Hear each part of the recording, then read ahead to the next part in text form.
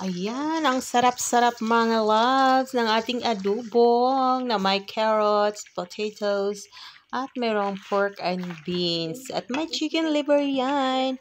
Ang sarap po ng ating ulam for today. So, advertise muna tayo mga loves.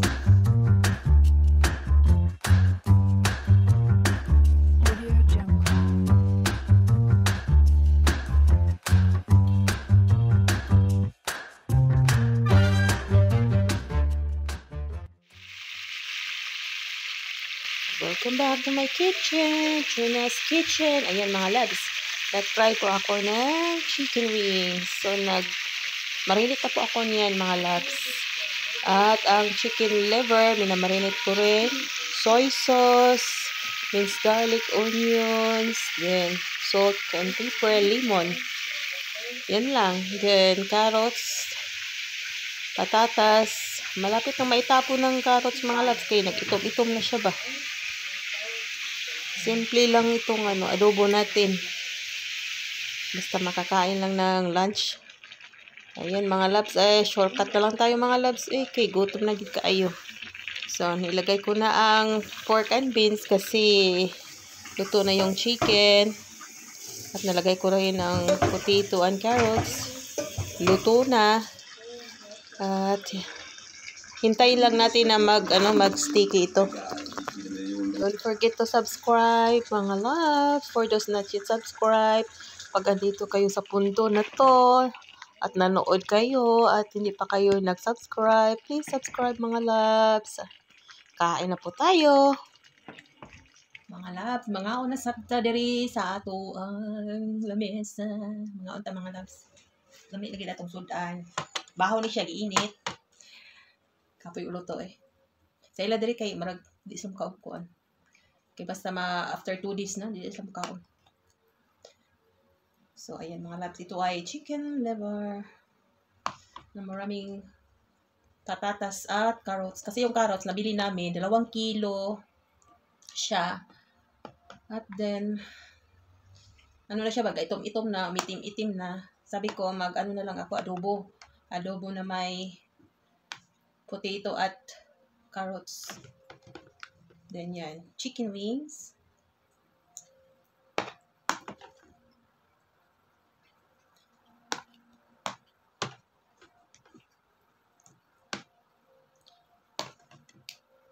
Ayan, sarap nito mga loves. Napaka-creamy niya kay naglagay man ako ng ano ba yan? Pork and beans. Ayan. May pork and beans sila dito mga loves. Ayan. Sila dito, yung pork and beans, initin lang nila sa microwave at then, kain agad. Sabi ko, bakit ganun? Sabi ko, lang, simple lang talaga yung mga pagkain nila dito mga loves. Tayo lang yung medyo juicy. Juicy kumain. Ayan. So, let's pray first. Amen. So, my God, October na. Kain na tayo mga loves. Kinamot na lang ko, no? Magkinamot. Ang mga Bisaya, sugi magkinamot. Hindi ko alam sa mga Tagalog kung magkakamay pa yan sila. Comments below. Mga Tagalog, magkamay din kayo, magkakamay pag kumain. Comments below. Akyat na akyat.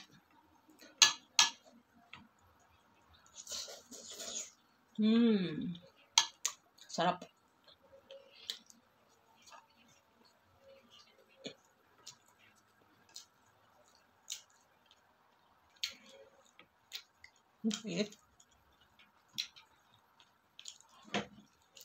Napaka niyang yung sauce sabaw. Yung sauce niya. Ulam na.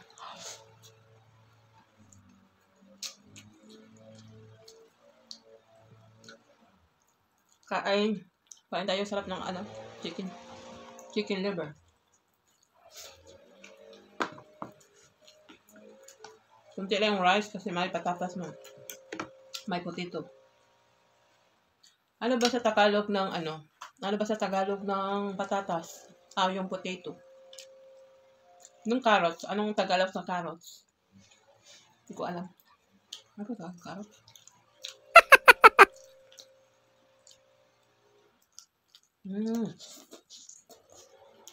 Rame. Rame kayo.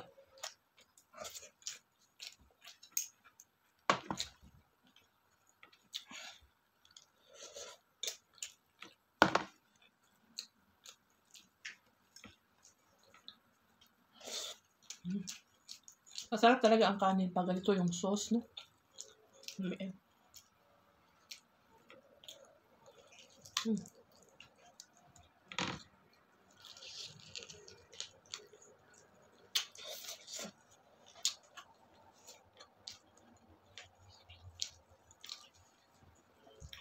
Galing pa ako sa work. Gutom. Tapos yung work web. Saka pa ng bus. 2 train. 1 oras. Mga ano na. 1:30 na ako dito sa bahay. Magluto pa. Talagang sipag at tiis. No? Pagod. Pag gusto nating umasinso.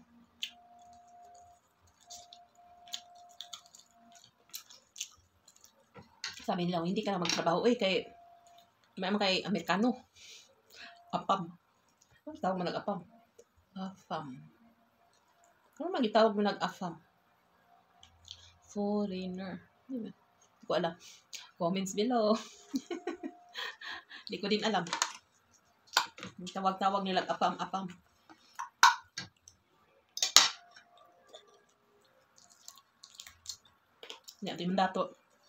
Di mandato ang bana. Hindi mayaman. Pero may trabaho. Yun ang importante, may trabaho ba? Uy, samang ka kumain ka ng grass, ningkay. At din yung grass, para mataas yung grass. Hindi lumabas sa kanyang ano. Kaya binunot ko na lang. Nako, namiming. Yung pusa ko, ayaw kumain ng balat ng isda. Yung mga buto, ayaw kumain. Gusto niya yung ano talaga, yung fish fillet. German na German. Uy, wag ka dyan. Napaka-juicy yung mga ano ito, pusa. Kung ano talagang mga pagkain nila yun. Dinihingi sila ng mga pagkain natin tulad ng manok or isda. Pero yung ano talaga, yung unod ba? Yung fillet talaga. Yung may laman.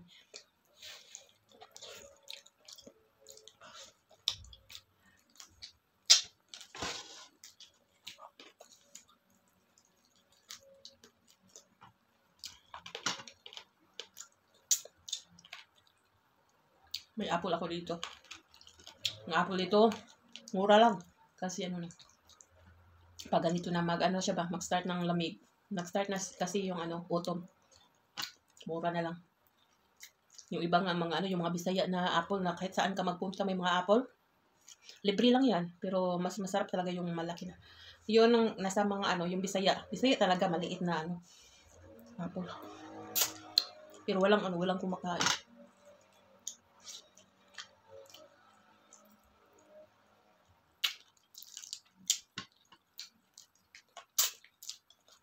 Tayo, kumakain talaga ng mga ganito. Sa kanila yung dito lang. Sa gitna. May nagputo ng kahoy doon. Ingay. Dito kasi mga lab, pag nasa village ka, diba, nag-rent ka ng mga apartment dito. Included na yung mga paglinis sa labas, pagputo ng mga kahoy, yung mga grass, yung pagkuha ng mga basura. Meron silang na may mga dump truck ba nga po ng basura.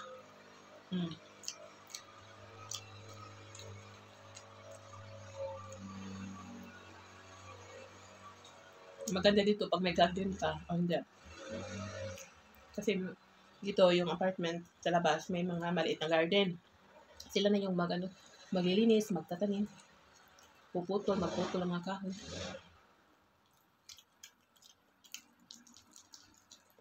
Dami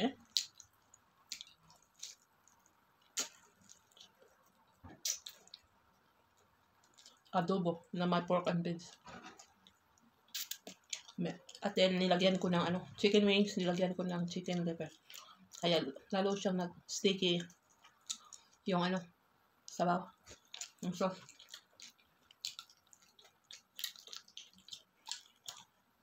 may ba? Yung experience. Yung mga malaking mga bahay, lagi kang sa kanila, nag-message, ba? Pero wala akong stock mo. Kaya na talaga pag marami ng subs, mga sub. Yung iba naman, lang, hindi nag-comment pero nag-thumbs up. Nag-like. Nag-like lang. Parang busy sila sa pag-upload ng video pero sa pag-reply, walang oras.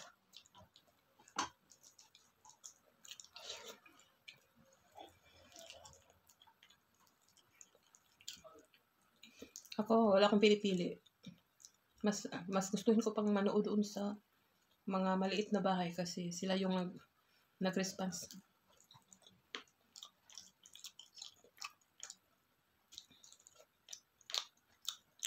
Sarap.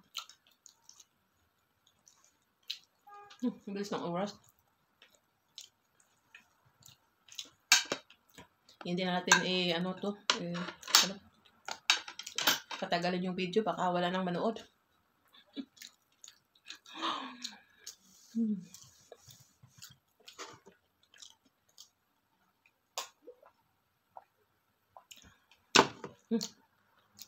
Sige mga loves. So, ingat, enjoy life to the fullest. Yung mga mga masipag dyan na patuloy pa rin nagtrabaho. Sana bigyan tayo ng lakas. Kasi bukas trabaho na naman. At pray natin na hindi tayo magkasakit. No? Basta kakain lang tayo ng masarap ganito. Yung hindi masyado mantika ba? Yung oily. Kakain ako ng mga lechon. Pero once a year. Mas gustuin ko pang kumain ng isda. No? Everyday. Masarap. Healthy. Din gulay. Yun mga loves, thank you for watching this video. For those not yet subscribed, don't forget to hit the button, notification bell, and don't forget to like, comments, shares to your friends and family. Have a nice day. Bye-bye my friend, mga cravings. See you next time.